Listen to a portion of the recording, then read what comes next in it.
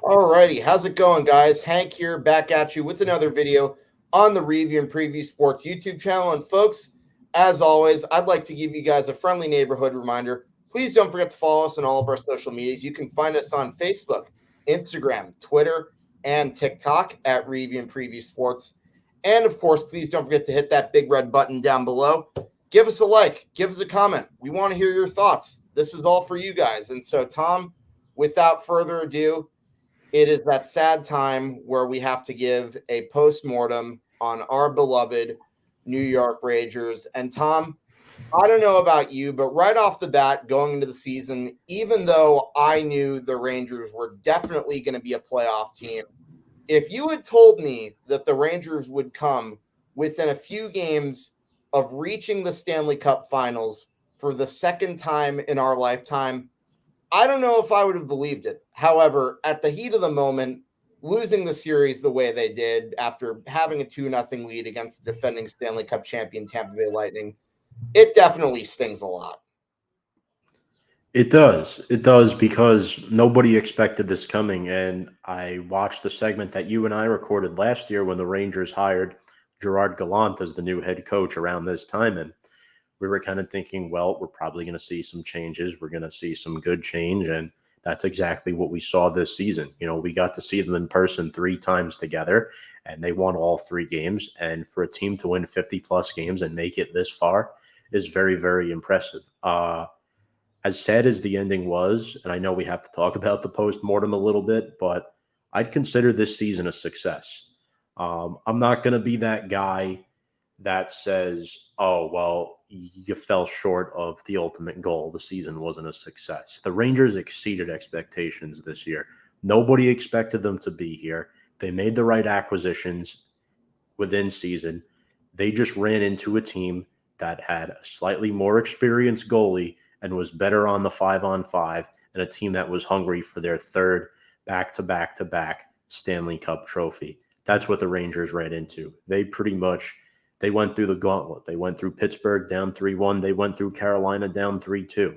In fact, they won Game 7 on the road, a place where Carolina hadn't lost all postseason until that game. So to come here and say that this season was not a success for the Rangers, I mean, I think we're doing ourselves a disservice as Rangers fans. I think, yes, we have to talk about some negative, but there is a lot of positive to take away from this season, Hank. And overall, I'd say I'm pretty happy with the state of this team.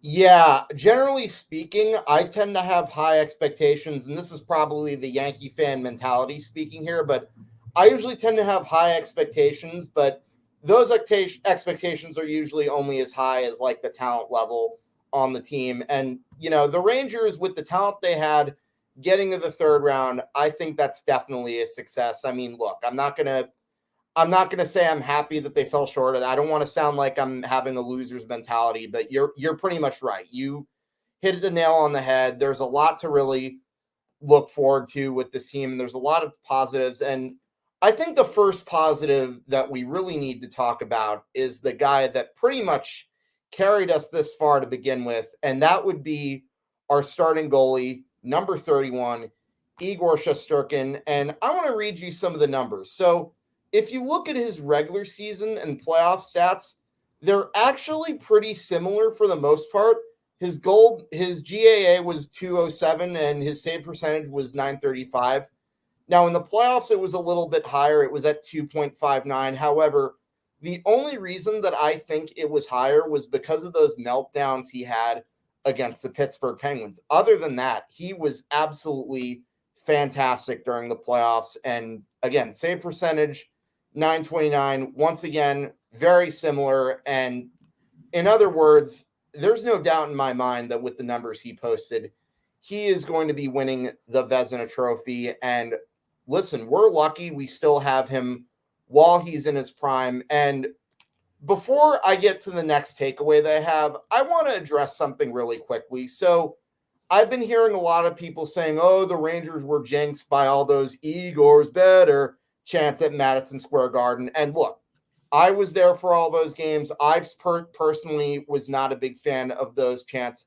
However, I've also been to enough games to know that whenever something happens that's big during games, in the heat of the moment, the fans are going to get excited. And to say that they were really jinxed by that, I think kind of makes no sense, because if you really look at it and take the series at face value, this was a series that you pretty much expected the goaltenders to be the story, and that's exactly what happened. So I think the idea that that was a jinx is kind of ridiculous in a sense. I'd happen to agree. As far as Igor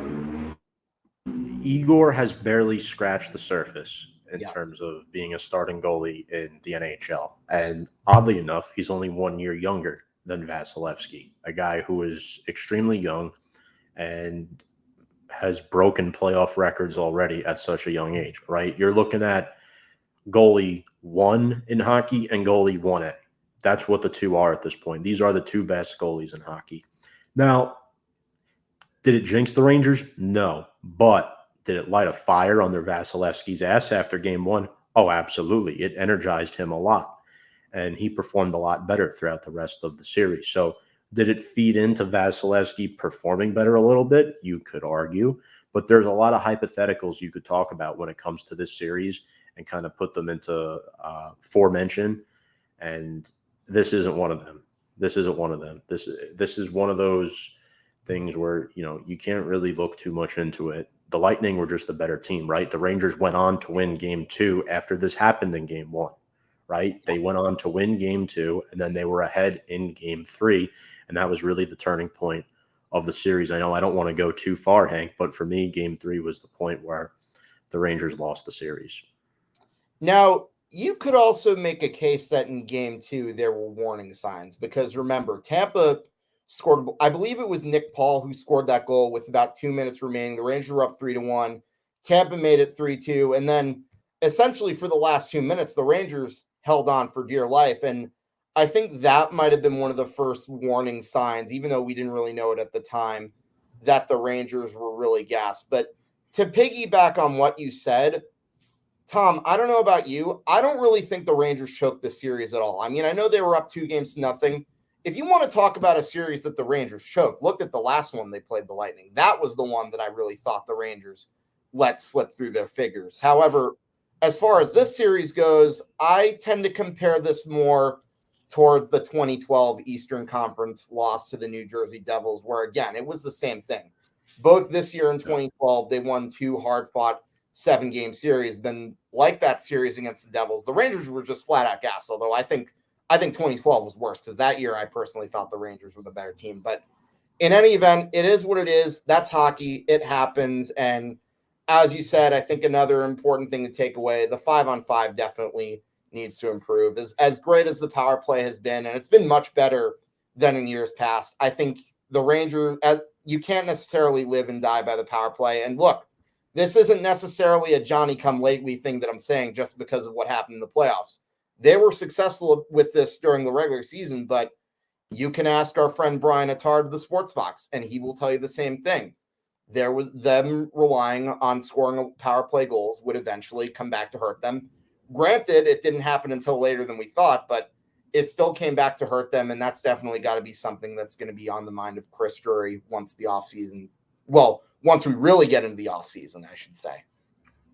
There's going to be a lot of decisions to make, right? You mentioned the 5-on-5. Yeah, you went 7 games against Pittsburgh. You went 7 games against Carolina.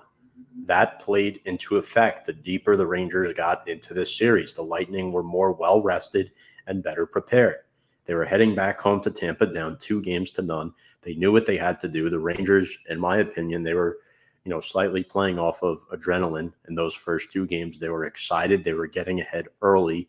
The Lightning were pacing themselves in this series. This was a long series, and the Lightning were the more experienced team. And now this young Rangers team heading into the offseason, while they're still young, there is a good core of veterans and a lot of decisions to make. It's going to be very interesting to see what happens. And in Game 6, what really disappointed me was the backdoor snapshot that should have went in for Ryan Strome, a guy who was under contract and, in my opinion, likely won't be returning to the Blue Shirts next season.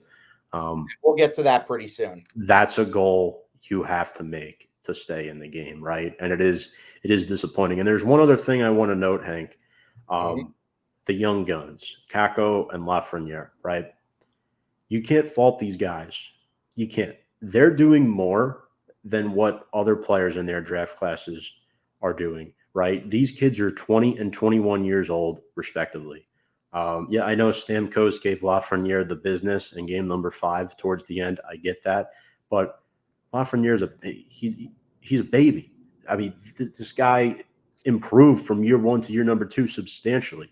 His goal total is insane. He has good stick handling, and I'm very impressed with the progress that he's made. Kappo Kakko, it's been a little bit more of a project with him, but year by year, he's getting better as well. You could argue there was a regression that 1 year, but I like him. I still think those two guys, along with Filipino, along with, you have your core veterans like Chris Kreider and Mika Zibanejad. I mean, this is the core that the Rangers are going to build around for years to come.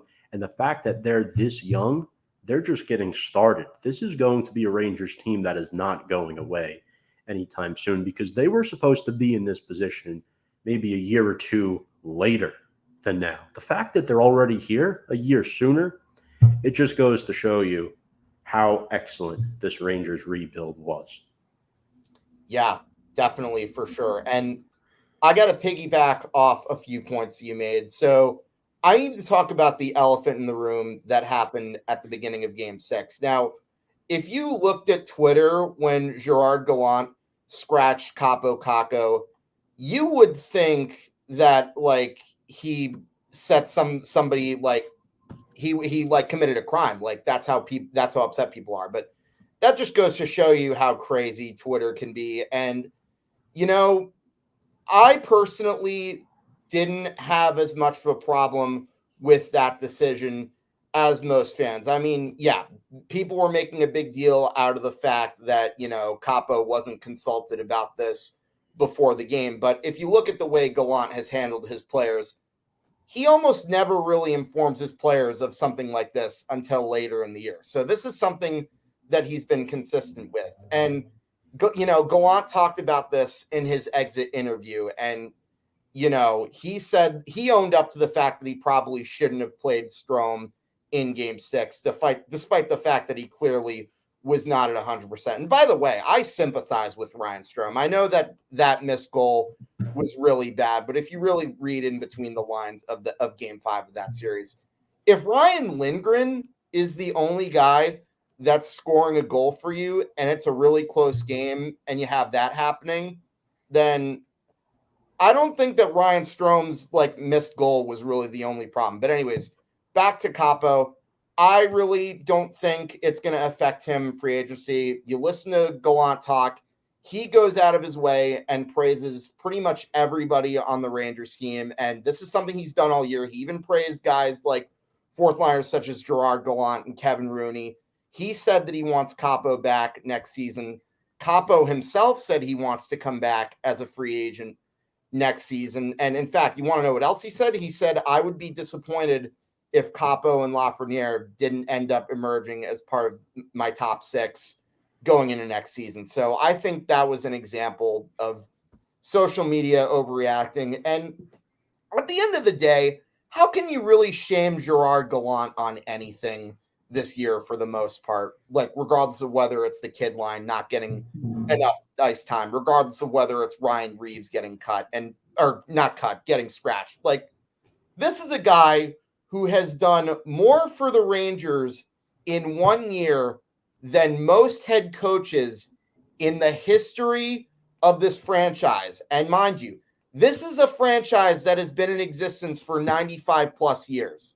So say what you want. I think Gallant has done an excellent job, and I still maintain that he is the right guy for this team. And going forward, I definitely think that good times are on the horizon. But before we end this little segment, I think we have to talk about another elephant in the room, and that's the free agents going into the offseason. I have a list of the free agents in front of me, Tom, and I want to know your opinion on guys. And I guess you can call this little free agent segment, Should I Stay or Should I Go? Love it. Okay, so let me start off with a few guys who are pretty obvious, and we're going to start off with the unrestricted free agents. So yep. Justin Braun, as you know, was a defenseman that they traded for during the deadline. He was there solely for the purpose of depth. I thought he was pretty solid this year, but at 36 years old, you can find another defenseman to replace him with easily. I think he's gone. I do too. I don't see him coming back. Rangers have good defensemen on their roster, and you can't keep everybody, right? He wasn't the only person we traded for at the deadline. Yeah, no, and even though I was glad to see him taking time as opposed to say, Patrick Nemeth, I don't think he's really got a long-term future. He was there solely for depth. So moving on, let's go to the next guy on my list. I'm going to pretty much be doing this from alphabetical order. Andrew Kopp. This was the biggest name that the Rangers acquired at the deadline. I was very excited that Chris Roy was able to get some center depth, and the most he really had to give up was Morgan Barron and some draft picks. And I didn't really think losing Morgan Barron was that much of a loss. And Andrew Kopp, he not only did well for the Rangers during the second half, he was a key contributor during the playoff. He scored 6 goals and had a total of 8 points. I think you have to keep him. I would agree because of what they gave up for him at the deadline on top of his performance. The performance outweighs what they lost in compensation, but this guy was incredible, as you mentioned, and this was a guy who could ignite a fire in the Rangers offense. He could put the puck in the back of the net, and he's a player that you need around this youth, right? You need a couple of veterans out there, and Andrew Kopp is one of them. Quite frankly, I think he's here to stay. I hope, and I think he will, but it'll left to be seen, right? Because at the end of the day, it's a business, and it's all about the money. So we'll see what happens with Andrew Kopp. Yeah, I think he stays.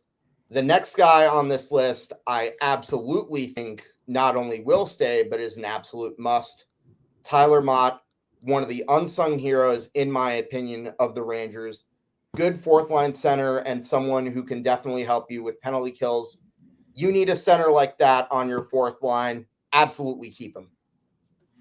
I agree.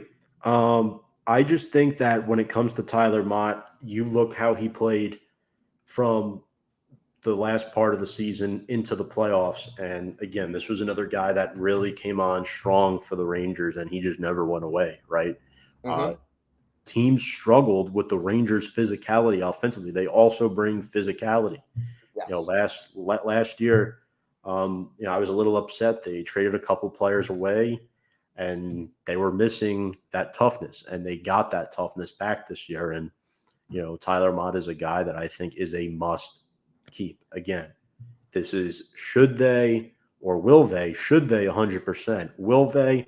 Leaning about 75 to 80% in that department. Right. Next guy on this list, I'm really not going to go too much into this. Keith Kincaid, third string goalie. He's a goner. We got plenty of other guys you can use down in Hartford. Goodbye. Yeah, again, there's really not much to be said on this player, Hank. And up next, I'm going to say Greg McKegg. Now, a lot of Ranger fans aren't really big fans of this guy, but if you really look at a lot of the stuff he does, he's been an okay fourth liner. He'll kill you penalties, but he's not really anything special. I can maybe see the reason why you would want to keep him, if only so that you could have some depth on that fourth line. But otherwise, I think even if you do keep him, you're probably going to put him in the minors or something. I'm leaning towards letting him go. I don't think he's coming back, only because he's a guy that is expendable, as you just mentioned. There are things that he could do that younger players coming up have those same assets and attributes to their game.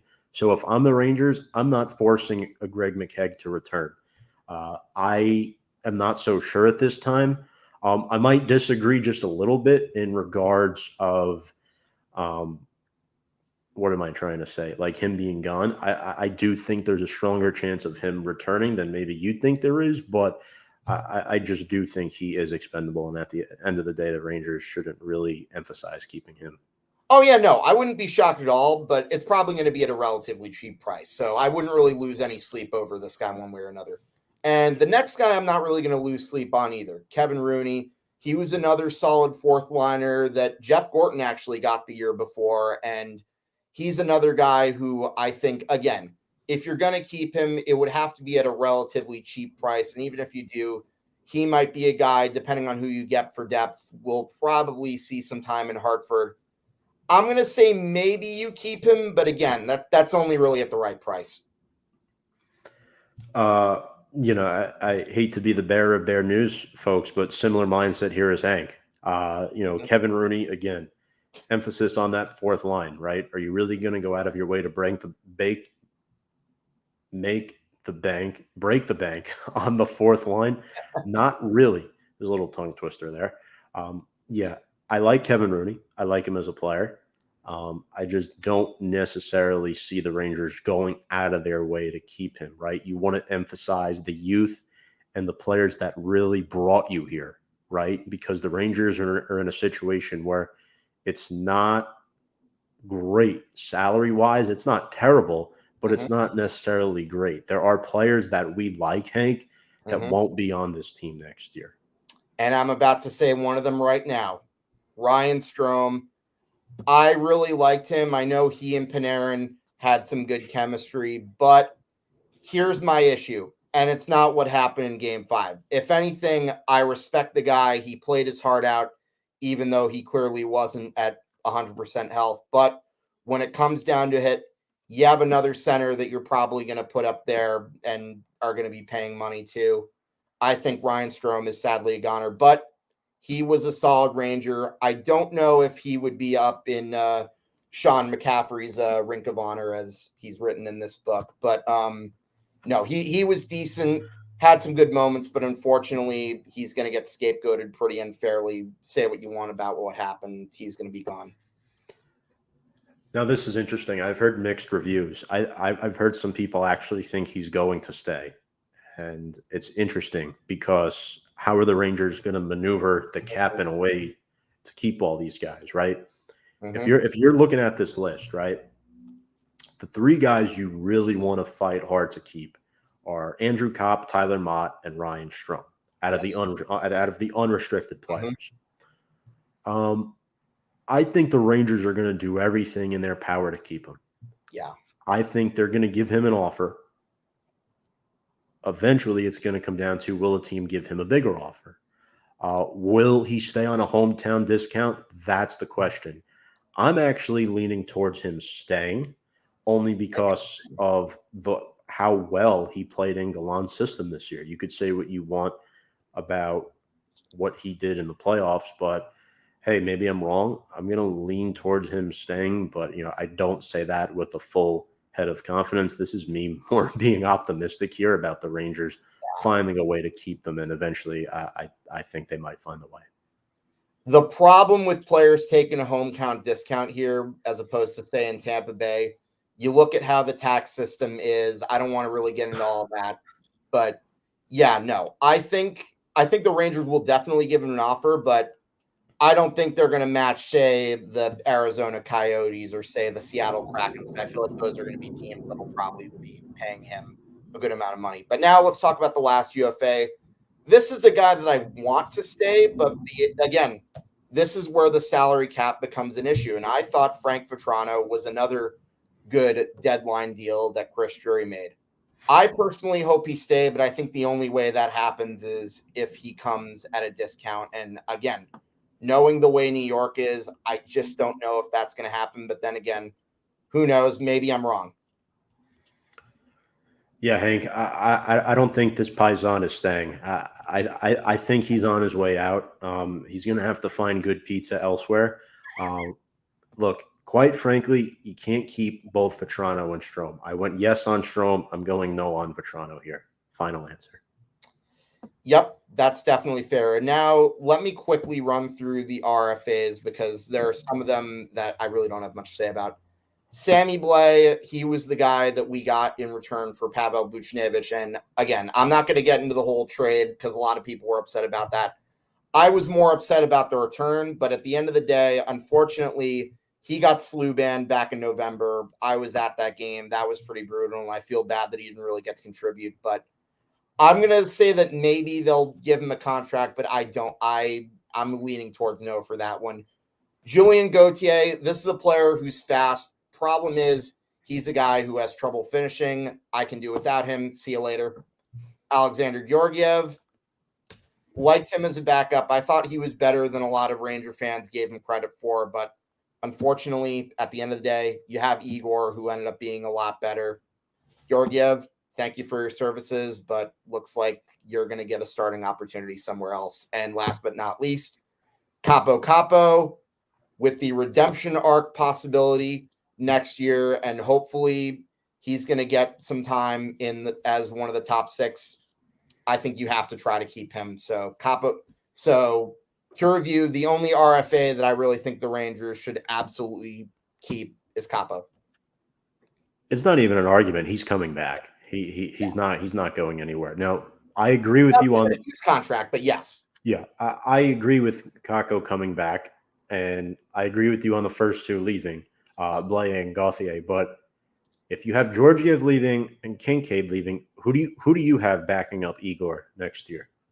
You could very well get somebody on the cheap during the offseason. You also have, I can't remember, it's either Tyler or I think it's Tyler Wall is the guy's name in the Hartford system. You also could maybe give Adam Huska a try, but I don't know if that's going to happen. That's the other name. Yeah. Adam Huska got roughed up as he's going to be the answer to a trivia question, by the way, who is one of the only goalies that only got 1 start for the 2021-22 Rangers. But in any event, you can probably find a way to replace the backup, but you need to get one at the right price. And the problem, as much as I'd like to keep Georgiev, he is going to want to get paid and he's going to want an opportunity as a starter. So that's why I don't think he's going to stay. Yeah, I mean, look, I don't think he's going to stay either, but I mean, the problem is the backup goalie position is very important. So you want to give Igor insurance when he needs a night off or in case he has to miss a game or 2. It's not the ideal scenario, but you want that backbone in front of the net to be strong, and that 1-2 punch with Igor and Georgiev this year was absolutely outstanding. So if they do let Georgiev walk, you have to find a good replacement. Yeah. And as I like to say, you have a backup goalie for the same reason you have a smoke detector in your house. But in any event, I think that will pretty much wrap up our New York Rangers post-mortem / key free agents video. Tom, I can't keep saying it enough. This was definitely a special season. It stunk to have it end the way it did, but I will definitely be looking at the season with a lot of fond memories. 52 wins, that's only 1 short of the 2015 Rangers record for most in a single season. They fought for a division title at the end of the season. Definitely exceeded my expectations, and I can't wait to see what they do this offseason, and I can't wait to head back to the Garden and see more memories. And as the title of the famous Green Day song goes, wake me up when September ends. I want to thank you again, Tom, for joining me and talking some Rangers. And folks, don't forget to follow us on all of our social medias. You can find us on Facebook, Instagram, Twitter, and TikTok at Review and Preview Sports. And if you like what you saw and you want to see more videos like this, please don't forget to hit that big red button down below. Give us a like, give us a comment. Let us know your thoughts. What do you think the Rangers will do this offseason? Do you agree with our moves and what we think Drury should do? Do you think they'll take it the next step further this season? How did you feel about the season? We'd love to hear from all you guys. But until next time, I'm Hank and Dictor, and that's Tom Scavetta, and we will see you guys later for another short video.